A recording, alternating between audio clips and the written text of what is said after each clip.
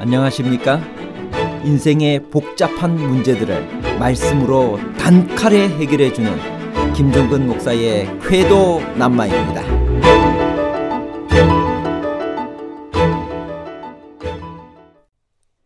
베드로전서 3장 19절은 신약에서 해석하기 가장 어려운 난해 구절에 속합니다. 어떤 사람들은 이 구절을 영혼 불멸의 근거가 되는 성경절이라고 생각하기 때문에 더욱 자세한 연구가 필요합니다. 언뜻 보면 이 성경절은 예수께서 영으로 부활하셔서 지옥에 있는 노아 당시에 멸망했던 사람들의 영혼들에게 전도하신 것처럼 잘못 해석할 수도 있습니다.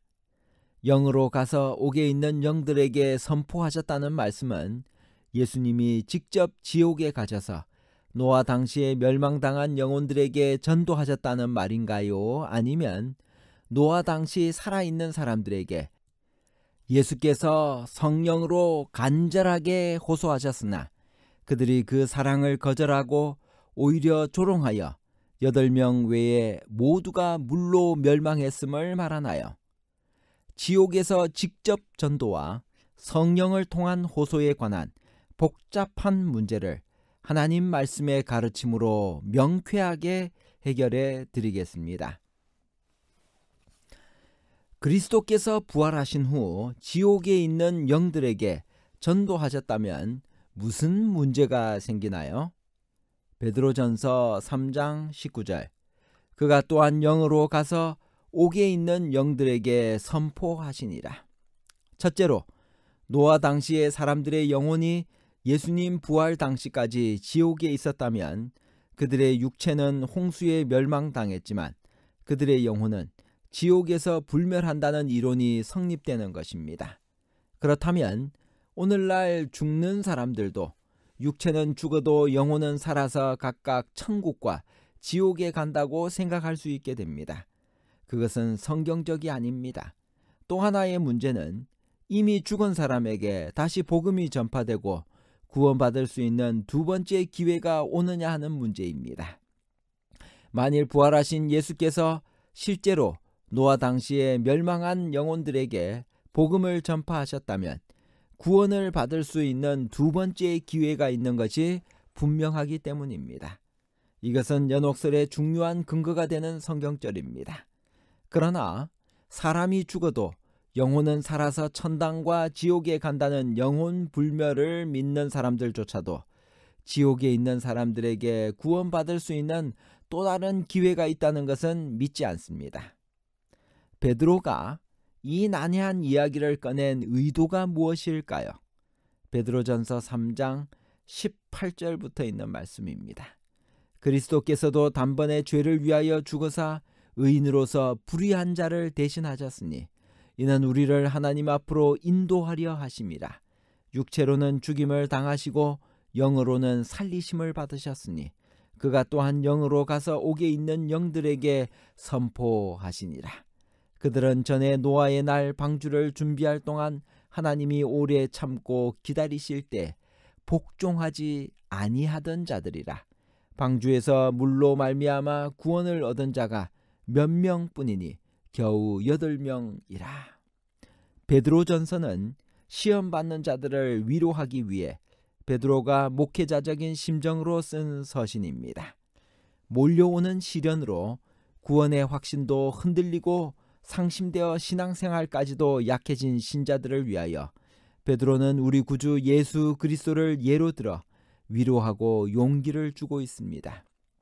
베드로는 그리스도께서도 우리와는 비교가 안 될 정도로 애매한 고난을 당하셨고 불의한 고난을 당하셨으므로 성도가 그리스도의 고난에 참여하는 것은 오히려 기뻐할 일이며 궁극적으로는 그리스도께서 잠깐 고난을 받는 우리를 온전케 하실 것임을 말하여 고난 중에 있는 성도들을 위로합니다.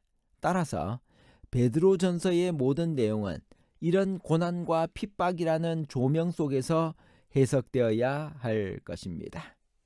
그렇다면 예수께서 옥에 있는 노아 시대의 영들에게 전파하셨는데 구원받은 자가 겨우 8명이라는 말씀의 올바른 해석은 무엇일까요? 예수께서 영으로 전도하셨나요? 베드로전서 3장 20절. 그들은 전에 노아의 날 방주를 준비할 동안 하나님이 오래 참고 기다리실 때 복종하지 아니하던 자들이라. 방주에서 물로 말미암아 구원을 얻은 자가 몇 명뿐이니 겨우 8명이라. 이 말씀을 해석하기 위하여 여러 다양한 시도들이 있었습니다. 첫 번째는 예수께서 부활하시기 전에 그의 영이 육체는 요셉의 무덤에 두신 채 지옥에 가서 노아 시대 죽은 사람들의 영혼들에게 전도하셨다는 해석입니다.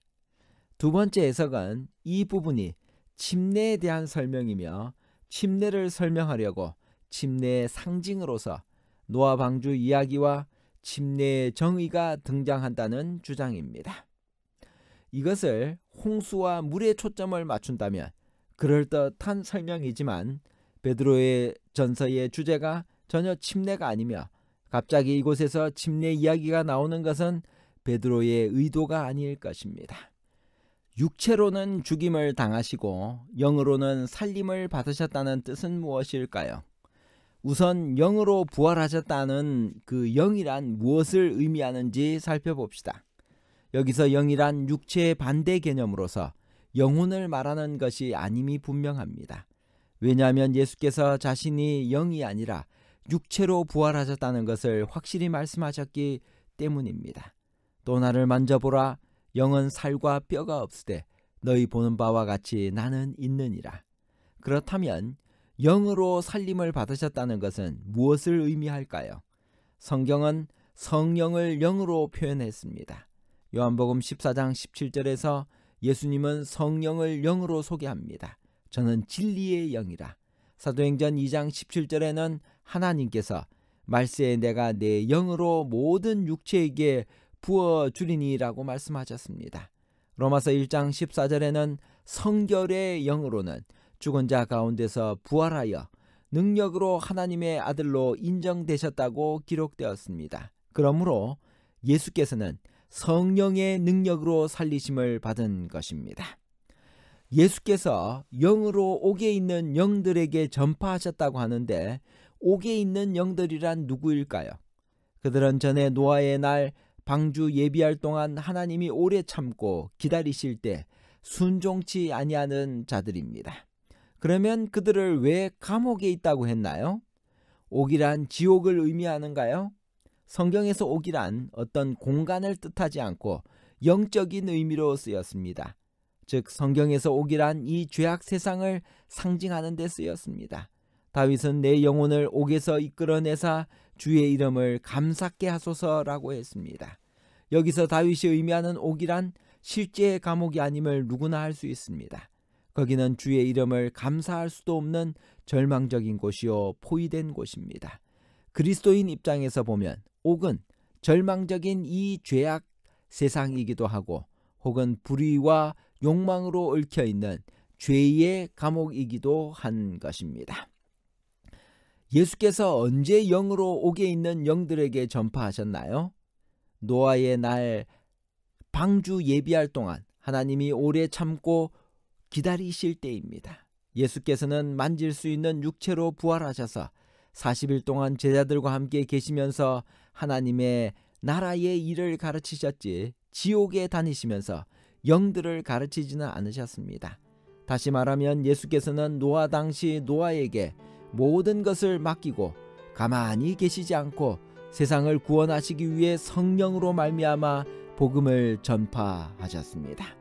요약하면 옥에 있는 영들이란 지옥에 있는 영들을 말하는 것이 아니라 노아 시대의 죄악의 감옥에 있었던 사람들을 말합니다.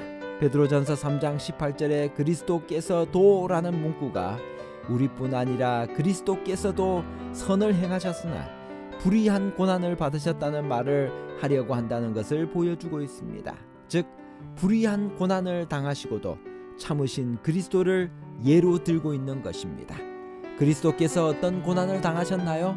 전에 노아의 날 방주 예비할 동안 하나님이 오래 참고 기다리실 때 순종치 아니하던 자들에게 예수께서는 성령으로 말미암아 복음을 전파하셨습니다. 예수께서 성령과 함께 친히 그토록 간절하게 전파했으나 그들은 그 사랑을 거절하고 오히려 조롱하면서 8명을 제외하고는 모두가 다 물로 멸망을 당했습니다. 결론입니다. 첫째, 베드로전서 3장 17절에서 22절에서 베드로는 왜 노아 홍수 이야기를 꺼냈나요? 베드로는 지금 침례 이야기를 하려는 것도 아니고 물 이야기를 하려는 생각도 없습니다. 그의 주제는 한결같이 선을 행하면서도 고통받는 성도들의 고난이며 더 심한 고난을 당하신 그리스도의 예를 들어 성도들을 위로하고 용기를 주려는 생각뿐입니다. 둘째, 고난받을 이유가 없으신 그리스도께서 우리 죄를 위하여 죽으셨습니다. 의로우신 분이 불의한 자를 대신하여 돌아가신 것입니다. 셋째, 그러므로 선을 행했는데도 불구하고 고난이 온다고 너무 낙심하지 말아야 합니다. 왜냐하면 그리스도께서도 그를 부활시키신 강력한 성령으로 노아 당시의 사람들에게 오래 참고 기다리시면서 복음을 전파했지만 구원받은 사람은 겨우 8명 뿐이었습니다.